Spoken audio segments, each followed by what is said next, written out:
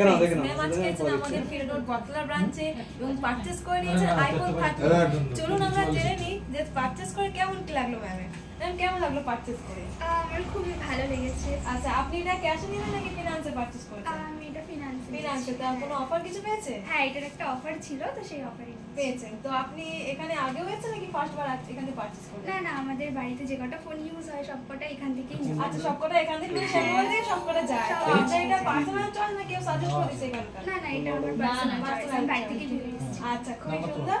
তো একটা কোয়েশ্চেন ছিল আপনার কাছে, শ্যামনগরে এতগুলো মোবাইলের দোকান, আপনি এখান থেকে কেন পারচেজ করলেন? প্রথম কথা, এটা আমাদের লোকেশনের খুব কাছে পড়ে, প্লাস এখানকার যে স্টাফগুলো আছে তাদের সাথে খুবই কমফোর্টেবল, আর এখানকার সার্ভিস আমার খুব ভালো লাগে। খুব ভালো লেগেছে। Thank you so much ma'am.